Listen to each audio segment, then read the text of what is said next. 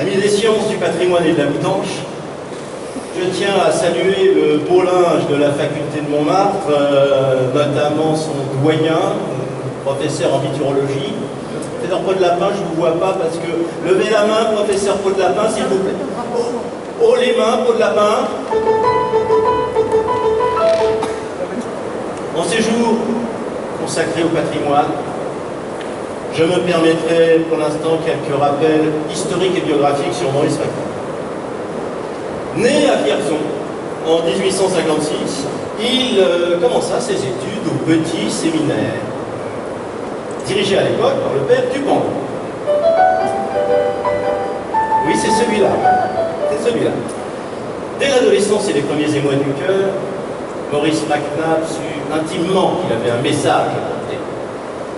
Un message scientifique, fondé tout d'abord sur une étude in vivo, sur la solitude. Une étude sur la solitude en double aveugle, évidemment.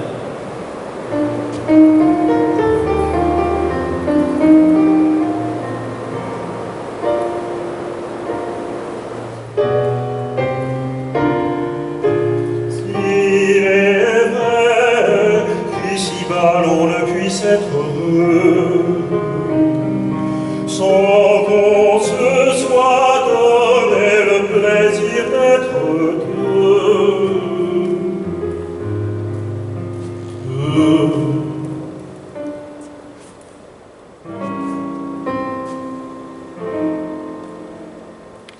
Fort de cette première œuvre, très rapidement, à Paris, il intégra le club des hydropathes. Il faut ici faire taire une légende sur les hydropathes. C'est faire un mauvais procès à ces érudits, de croire qu'ils n'aimaient pas l'eau parce que ça n'est pas frais. C'est l'eau qu'ils ne aimaient pas. Fut-elle férugineuse.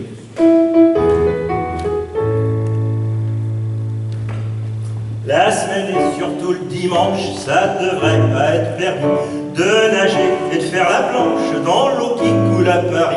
À Paris, la Seine est trouble, et ça n'est pas drôle du tout. Barboté dans du gradou, Je m'en vais me baigner à Chatou. à Chatou, près de la rivière, je me transporte aussitôt. Mais je me dis, l'eau n'est pas claire, allons nous baigner plus haut. Je marche et j'arrive en face du dépotoir de Saint-Ouen. Alors je fais une grimace, la Seine est jaune comme un coin. Dès 1880, on retrouve McNab et les hydropathes cherchant fortune au Chat Noir. Il y fit ses débuts de scientifique et de chanteur, malgré son bégaiement, avec une magistrale étude sur les fœtus. Mesdames et messieurs, très solennellement, en ces temps troublés, je me suis humblement permis de m'inspirer de l'étude de Maurice McNab sur les fœtus. Laissez-moi vous présenter en exclusivité mondiale les virus.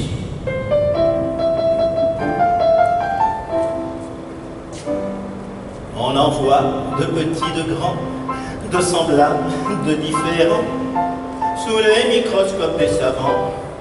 Les uns ont des couronnes douces et se multiplient sans secousse dans les poumons des gens qui toussent.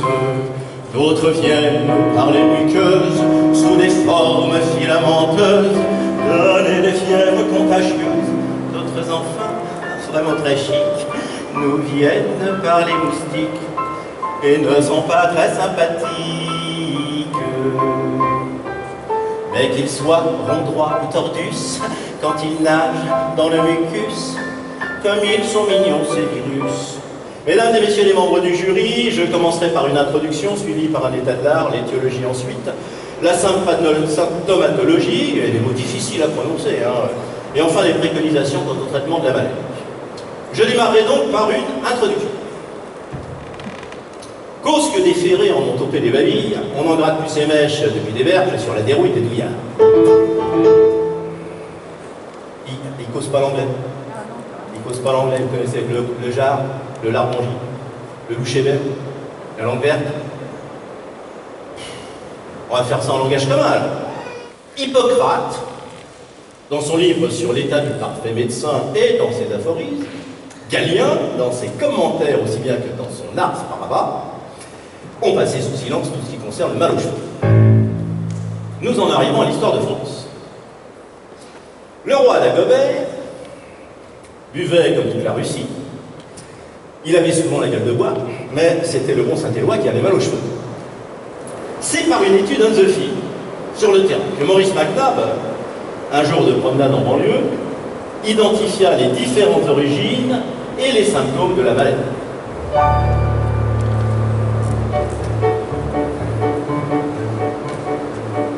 À Suresnes, tout près du quai, vint s'établir un mastroquet avec les nez de ses enfants pour servir les clients. On en vit d'abord 7 ou 8, puis il en vint une enfilade, car il n'y a plus que la limonade qui travaille au jour d'aujourd'hui.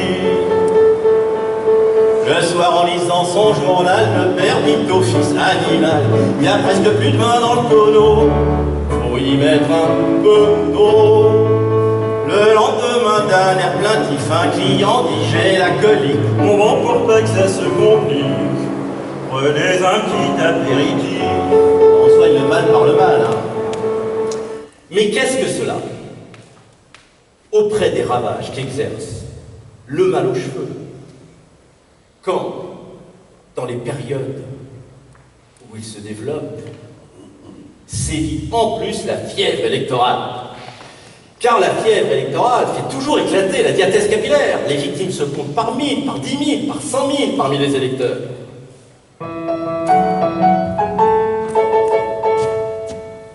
Près de la porte Saint-Martin, passons la veille du scrutin, Julien qui collait à plat la fille d'un candidat. Je m'approche en disant comme ça, les candidats, ma foi je m'en fiche. Mais il y a du monde sur cette affiche, votons pour ce citoyen-là. Sophia, tu les as pas fait répéter? Il faut chanter là. Mais oui, il faut chanter. Votons pour ce citoyen-là, votons pour ce citoyen-là. Nous ne saurions abandonner l'étude de ces symptômes sans dire quelques mots d'une observation qui a été signalée pour la première fois par le professeur Puitamor, dans la Gazette des Buveurs. Il s'agit d'un poète atteint du mal aux cheveux, après le grand rallye-boc qui fut donné à l'occasion des Journées du patrimoine. Oui, il faut célébrer le patrimoine français, et aussi dans la Tanche. Outre les symptômes ordinaires, je cite professeur Puitamor, outre les symptômes ordinaires, le malade présente cette particularité qu'il a les yeux à demi ouverts. C'est bien cela, professeur? C'est vrai, docteur Pivot, c'est vrai. Alors, monsieur le professeur Van Pitwitten, ayant eu connaissance de cet article, nia le fait par l'organe de la revue alcoolique à laquelle il est abonné, et il affirma que les yeux du malade n'étaient pas à demi ouverts, comme avait cru le remarquer son éminent confrère, mais qu'ils étaient à demi fermés. C'est bien ça? Exact. Voilà. À demi fermé.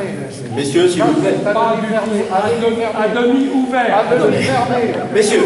C'est à demi fermé. Messieurs, gardons la sérénité, comme sur les plateaux de télévision quand on parle entre virologues et épidémiologistes. Il ne faut pas dire n'importe quoi. Voilà, exactement. Il nous est impossible, messieurs, de nous prononcer sur l'une ou l'autre de ces affirmations. Il ne nous semble pas qu'il soit nécessaire d'insister sur le caractère qui permet de séparer le mal aux cheveux des autres affections alcooliques. Tout ça, il semble que les mêmes données sont également applicables au diagnostic de la gueule de bois et du poil dans la main. Il faut néanmoins nuancer ces propos en observant l'ordre d'apparition des symptômes. Ainsi, par exemple, il est démontré que la gueule de bois atteint particulièrement les étudiants en dernière année de l'ENA, avant qu'ils ne deviennent hauts fonctionnaires et ne soient contaminés par le poil dans la main. Il est clair que le diagnostic ne saurait être complet si on ne cherchait les causes du mal. Car il y a tout un monde entre un citoyen qui s'est légèrement piqué le nez et un autre qui n'est même plus capable de lui dire papa, comme en témoigne un récent cluster où un kidam eut une aventure lors du bal de l'hôtel de ville.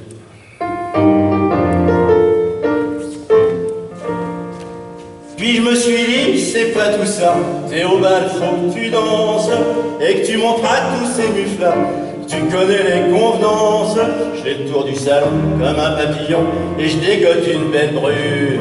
Madame que j'y dis, le monde abattu. Allons en suer une. Bah c'est glamour, je sais. Ah oui, Pardon, faites un vilain gomme, c'est moi qui l'a retenu. Alors on s'attrape tous les deux, j'arrache sa queue de morue. Il me pousse dans un coin, il me donne un coup de poing, sans même que j'y réponde. Et voilà comment on soit des coups de tampon quand on va dans le grand monde. Bien, nous allons aborder la question du traitement. Quelle que soit l'origine du mal aux cheveux, les indications de traitement sont toujours les mêmes. On devra prescrire d'abord au malade le repos absolu. Sans nier l'efficacité de la potion Jomard, Pietro del Corte recommande une formule dont l'effet est, dit-il, radical, alcool à 90, absinthe pure, sel marin. Quand le malade n'a pas eu la force de supporter ce traitement, il est inutile de chercher à le ramener à la vie.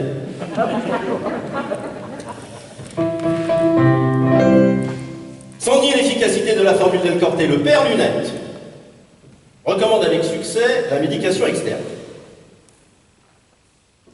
C'est le traitement par les douches américaines ou friction bâtonneuse, très en vogue à l'heure actuelle avec Donald Trump auprès de la population afro-américaine.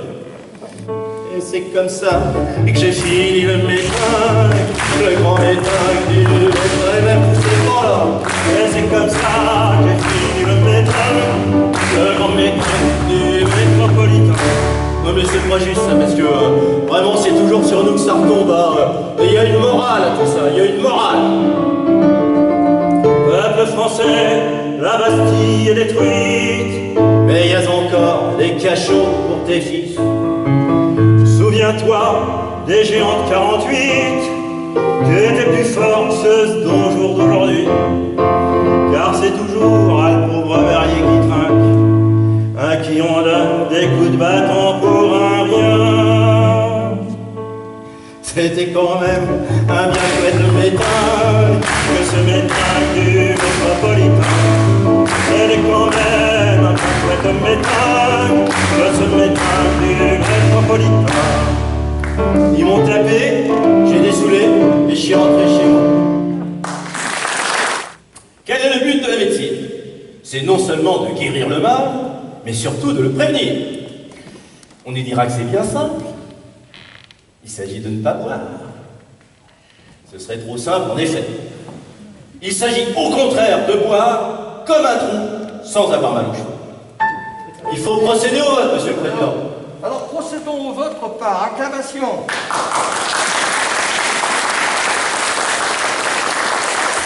Mesdames et messieurs, nous allons passer ensemble un moment de science. Je vous remercie, on va essayer d'élever le niveau par rapport au débat télévisuel. Je vous remercie pour votre collaboration et comme il faut bien vivre. Oui, mais bientôt plus de verdure, plus de soleil et plus de fleurs. Voici que revient la froidure, pas de couleur. C'est bientôt, hein? L'automne c'est dans 2 jours. Hein? Alors, chauffez-vous, frêle Montignonne, puisque le gazon n'est plus vert, et que faisant tomber les pommes, souffle le rude vent d'hiver, du feu pour que vos lèvres roses trouvent des baisers plus charmants, du feu pour quand vos chambres